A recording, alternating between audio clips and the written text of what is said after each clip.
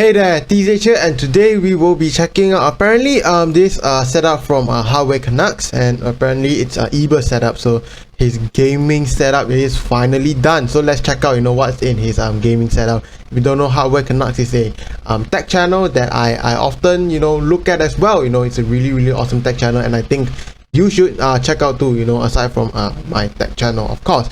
And if you like these types of videos, make sure to drop me a like to let me know, and comment down below whose setups I should check out next, as I'm really interested to see different people's setups, as it's just interesting to see overall.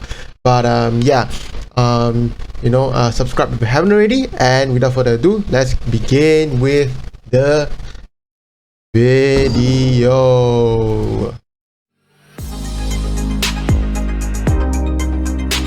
It looks like a pretty cool setup. Okay, extra fire keyboard, Corsair headset.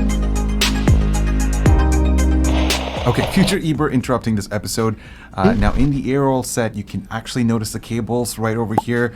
I did try my best, but I will talk about why it was a little bit difficult for me to do that a little bit later in the video. But I am working on a separate content idea on how to actually clear it even better, so definitely stay tuned for that. So to begin with, we have the desk that holds this thing together, and I decided to go with a sit-stand option because given the dangerous amount of time I spend in front of a screen, I wanted something that improves my posture and keeps the circulation going. The desk frame is from Shopper Plus. It comes with 2 motors and supports tabletops from 43 inches to 87 inches in width. It's made entirely out of steel and can hold up to 275 pounds. And it comes with 3 programmable memory presets for your desired height. For the price, you usually want a standing desk, especially for standing desk, to be especially the legs, the motors, to be able to handle a lot of weight, because you don't know, your PC might be really heavy, your monitors, you want to build a really big setup, you need to have a lot of weight to be able to be handled by your sit-stand desk. So that is the first thing that I would check out for a sit-stand desk, in my opinion, at least. Really can't go wrong with the set, guys, since everyone at the Montreal office has been using it for the past few years, and it's still going strong. As for the tabletop, I drove to IKEA and picked up the Idison in brown, which is 63 inches wide and 31.5 inches deep. But I think another option that you can go with is you can go with a actual solid wood plank, like a solid wood plank that you can buy. I think maybe around the same price or even slightly more expensive, but it can last you way longer. So that's what I would recommend.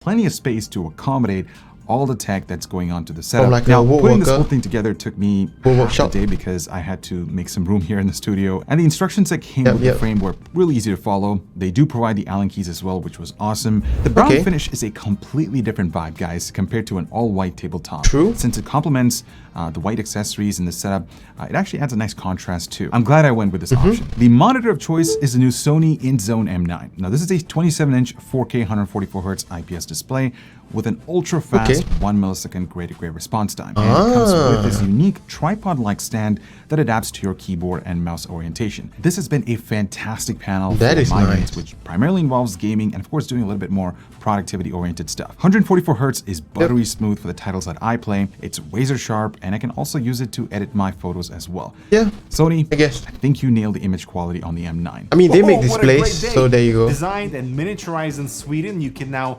nano and mini with the... Over to the peripheral side, keyboard of choice is the K5 Compact RGB with the transparent white base. I wonder why didn't he go with something like a custom keyboard, or even the the new what is that, the Wooding HE2 or something like that. Like that one is really good, the lacquer switches. 65% keyboard, which doesn't take up too much space. It's customizable from the ground up through Xtrify, so you can choose your desired base, switches, keycaps, the frame that goes on top, the cable, and the logo plate that's magnetized. Now, my spec comes with the Tech-C Jadeite linear switches with white keycaps. Yeah, since he's using linear switches, why doesn't he just pick up the like I said, the Wooding HE keyboard? Like, I think that one is way more worth it and way better for the price. And it looks incredible. He for gaming as well. These Jadeite linear switches are absolutely amazing. They are factory lubed and come with slightly shorter travel compared to Gatoron Reds that I'm used to. but I wasn't really able to tell the difference between the two. What surprised me the most with this keyboard was the thockiness. There's enough sound dampening foam and high quality PCB mounted lube stabilizers that gives you a consistent and smooth typing experience. I've also added a wooden palm rest from Keychron to match the tabletop. Just using this thing during my gaming sessions has been an absolute blast. Here's a quick ASMR session for you guys.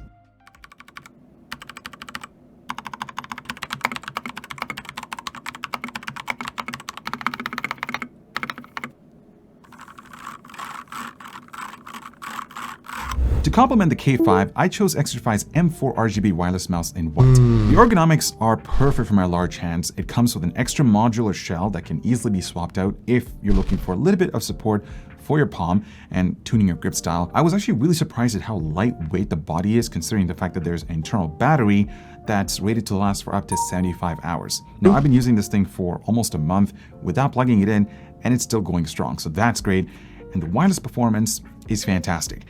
It does pair to a PC over a 2.4 GHz dongle, and it was an absolute pleasure to game with, guys. I've also added the GP5 lightest white XL mousepad to tie this whole set together. I love the abstract design, and it's a gloss surface, which creates a smooth surface for the M4 wireless mouse. It's an excellent combination, and it also doubles as a cool top-down texture for B-roll. You see, as a creator, I have to think about these things. I am back to say the Nano has this really clever fan shroud to direct the airflow directly into the main chamber. I'm out for real this time. Alright, so what about audio gear? Well, believe it or not, I wanted something that matched the white color theme and wireless. Yeah, I guess a white lightwood theme. Corsair HS80 RGB wireless in white. Yeah, this is a really good wireless headset. Specifically wireless. Did an awesome job going over all the details, which you can check out right over here. Those are the wired versions, which still are almost similar in terms of sound signature, but you should check that out. But what I really appreciate about this pair is just the comfortness, because the memory foam ear pads are super breathable, and they also create a good seal, and I can comfortably game on it for hours. All the controls are right at your fingertips, and the microphone quality is absolutely amazing, guys. I don't know what sort of sorcery Corsair is using here, but the vocals are well detailed. It almost sounds like I'm talking to a boom microphone. I actually end up using this a lot for Zoom meetings, and they also sound really good. It's powerful with boomy bass and crystal clear range in the high ends. I really enjoyed using this. Yeah, it's a really good wireless gaming headset. The wireless freedom just allows me to move around here in the studio shooting B-roll while also listening to music.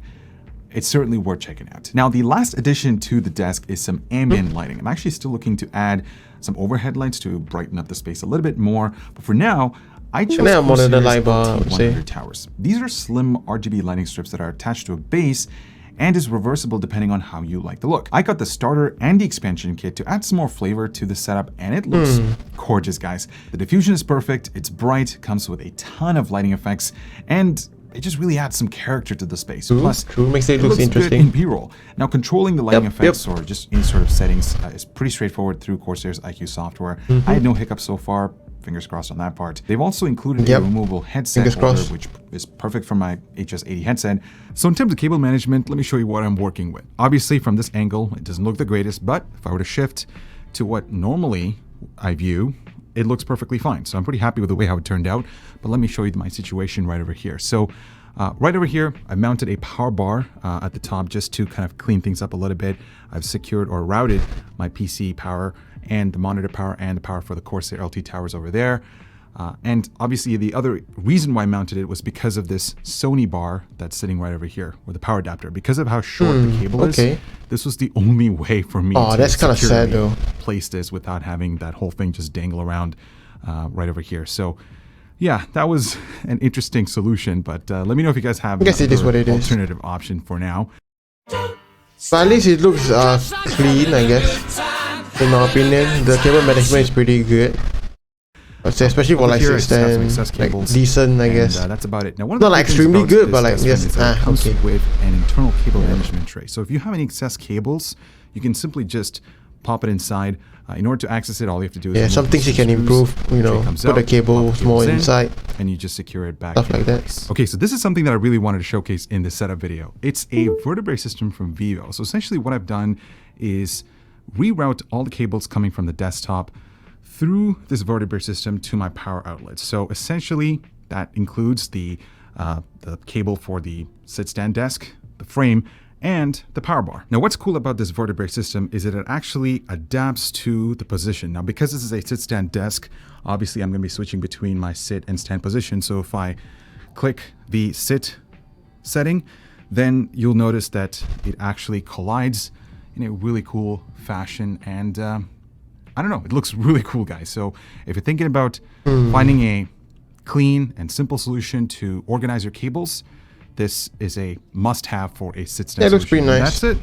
That's the gaming setup. Oh, before I forget, this and is a PC. the main star of the show that's powering this whole setup, guys. Yeah, can't forget about the PC. All white, all AMD, AM4 based gaming PC. Love this all thing. AMD. I made an entire build sequence video, which you can check out right over here. But the don't see that really often. often. A Ryzen 7 5800X3D. Okay, pretty good. RX 6950 XT gaming GPU, card. 32 gigs of RAM, and I've got almost 4 terabytes of SSD storage just for my game library, and that's about it. And of course, I've added some RGB bling from Intel. It looks nice as well. It's really cool cooler as well. I like the orange and the light wood. That's what it is. Honestly. Last but not least, to complete this gaming setup, we need a chair. So this is obviously not one of those traditional gaming chairs that you would find, but instead it is an office ergonomic chair. It's from Haworth, I'm not sure if I'm saying it right, but it's the Zodi series. This is a bit on the pricier side, but I was actually able to pick it up on sale from a But you know, posture is important, so I was pretty lucky with it. Love this chair. It's awesome. I've just been using it for almost 2 years now, and it's just been great. Well, there you have it, guys. I hope you enjoyed this setup tour. Yep, definitely. My little gaming station. I'm so happy that I can just zone out for a few hours playing Forza or Overwatch, but I might need to switch that up a little bit with my library. If you guys have any game suggestions, please let me know in the comments down below. Definitely also, recommend Shadowlines. That is just an awesome add-on for a gaming space. Yeah, let me know in the comments down below. I'd be happy to check those out. On that note, thank you so much for watching. I'm Eber with Canucks, and I'll talk to you guys in the next one. Oh, and spend responsibly. So what would I recommend for him to improve on his setup? So the things I would recommend him to improve is maybe add a monitor light bar, like the BenQ screen bar, plus like whatever the latest model is.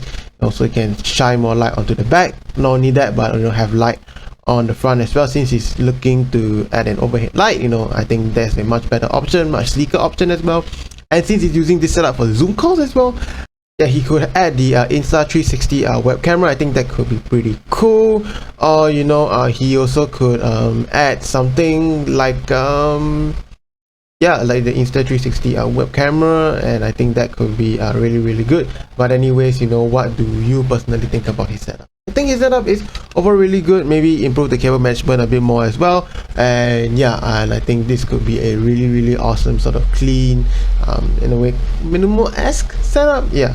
So yeah, let me know what you think down in the comment section below and what setup I should check out next. But anyways, thank you also so much for watching and staying to the end, and I hope to see you in the next video. And also make sure to like and subscribe as always.